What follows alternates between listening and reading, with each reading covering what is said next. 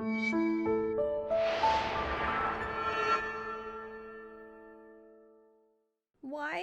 Why is this happening in a children's movie?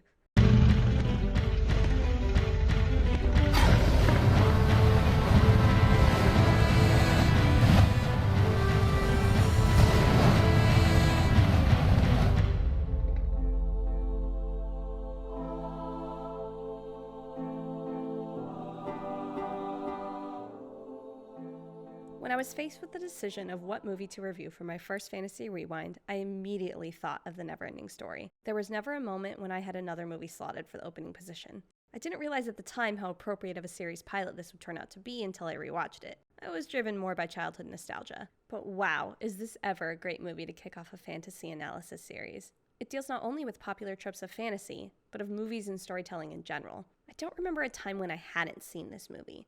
The NeverEnding Story came out 5 years before I was born, and by the time I was old enough to even really process it, the first sequel was out and the third was on its way. As a child, I watched this so many times that I wore out a VHS tape. Twice.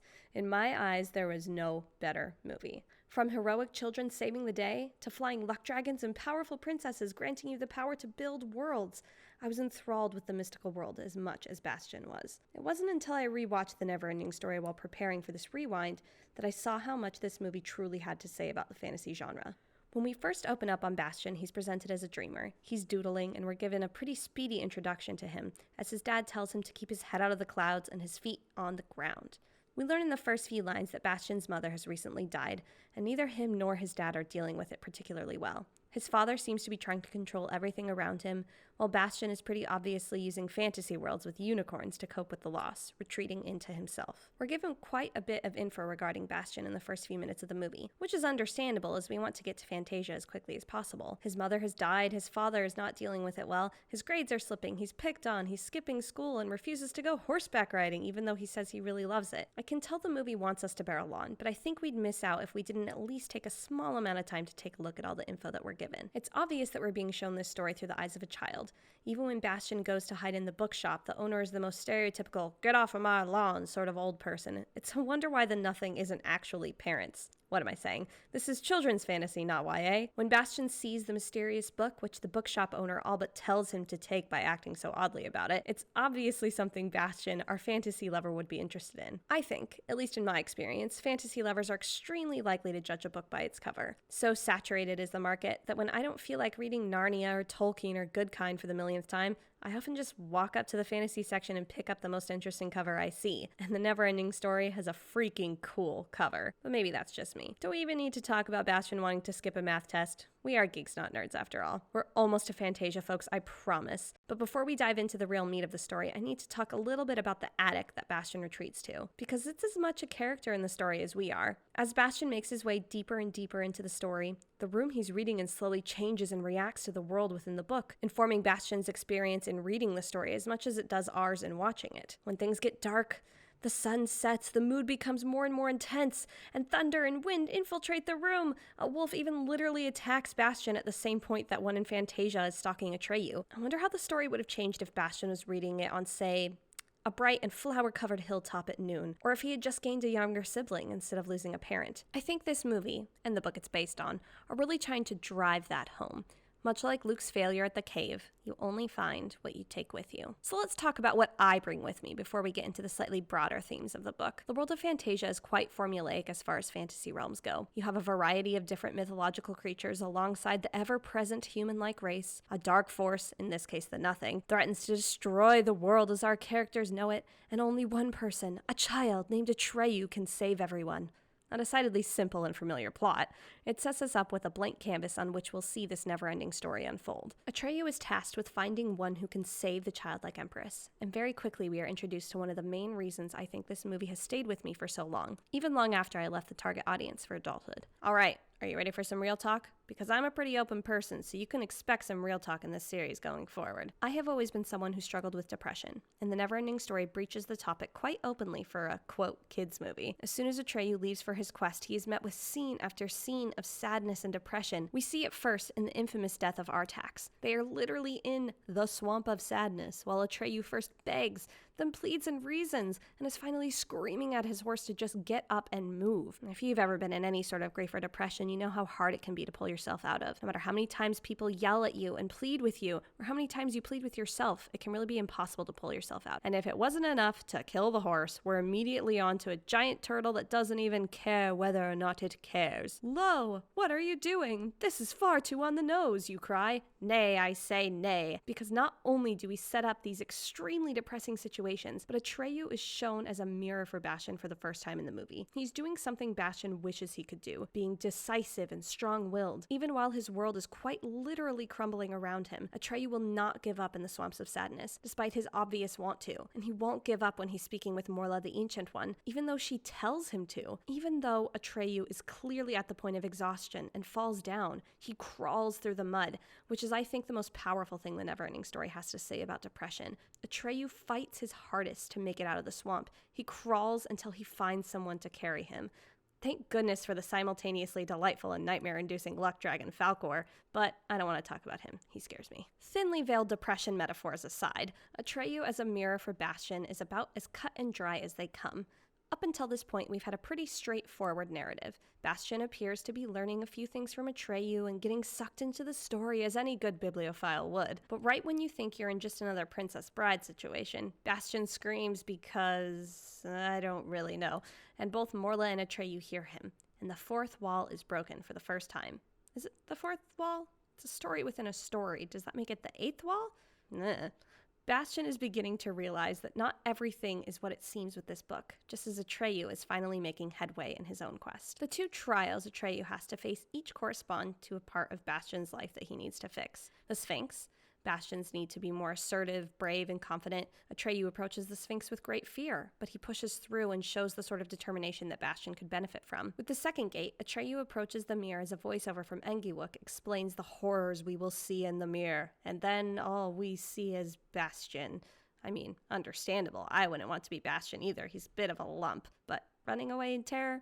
Come now. Even I know that's a bit of an exaggeration. The mirror is not only another obvious fourth wall break in the form of Atreyu first becoming aware of Bastian, but it could also be said to represent Bastian's need to be true to himself and come out of his shell, accepting the fact that his mother has passed away but not letting it define him. Atreyu finally makes it to the Southern Oracle, which is two scantily clad blue sphinxes because why not? And they tell him how to save the childlike empress.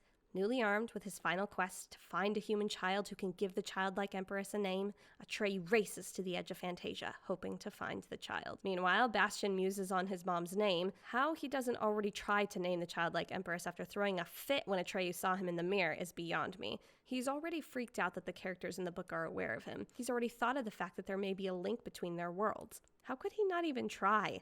Ugh, Bastian infuriates me sometimes, especially in the sequels, but we'll get to that some other time. So anyway, we have Bastian thinking about his mother's name, which if you didn't know is Moonchild. Yes, Moonchild, while Atreyu finds his way to a little random island that for some reason has his entire story laid out on it, including Artax's death. Kick us while we're down. And Atreyu finally comes face to face with the wolf that has been stalking him, Gmork. They talk, and Atreyu defeats Gmork by holding a sharp rock and standing his ground. It's kinda lackluster. After this entire slow-moving movie, all we get is a sort of wimpy fight after Gmork monologues a bit. There are, however, a few really interesting things that come out of this conversation with Gmork. The wolf tells Atreyu that Fantasia is made up of human imagination, their hopes and dreams, and the reason Fantasia is dying is that humanity is beginning to lose their hopes and forget their dreams. Along with the parallels that it draws to depression, I think this is an important point that NeverEnding Story is trying to make. It's trying to show us the importance of imagination and the dangers and also benefits of fiction as an escape from our world. Bastian is having a rough go of it in the real world.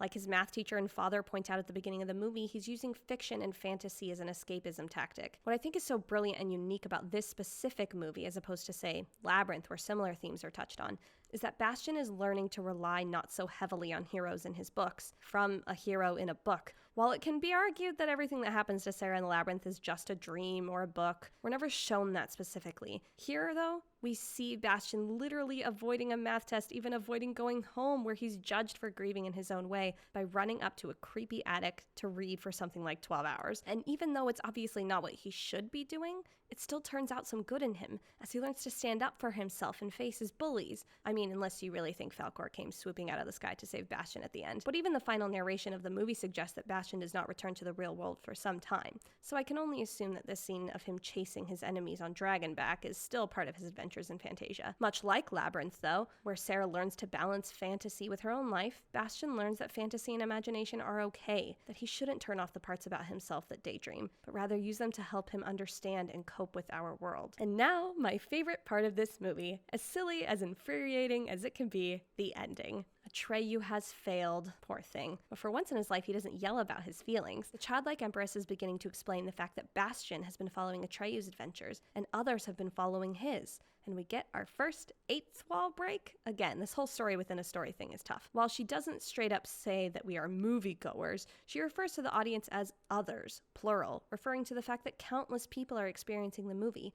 And this one small line makes the movie for me. It has its flaws, it's slow moving, the ADR and voice work are atrocious at points, some of the visuals are even downright terrifying for a children's movie, but this moment keeps it from being just a weird movie I liked better when I was a kid. The childlike empress makes us aware of ourselves as moviegoers, and everything we've been learning about Bastian and everything that we've seen him learn is suddenly turned around and directed back at us. From this point until the end of the movie, I always feel like she is speaking directly to me as an audience member, telling me to take part in the never-ending story, telling me to use my imagination, telling me how wonderful and magical fiction can be. She tells Bastian all he has to do is wish for something and he can make it real. He can see the things that are hidden between the lines of his books and the fan theories that are created even beyond them. She's giving us as an audience permission to write fan fiction, but she's also giving us permission to have our favorite versions of a character, to pick and choose the run of a comic that we enjoy best, or the specific season of a show where a character speaks directly to us. I've always been a firm believer in fiction being a living, breathing thing, that it doesn't belong to its creators once it's released to the world. Everyone has their own context and history that they bring with them into any story, and it can mean many different things to many different people. What we come to realize, as cheesy as it sounds, is that every story we are consuming is never ending. They're constantly changing as we experience them for the second, third, or 100th time, and I think that's the most important truth in consuming fiction. Don't you?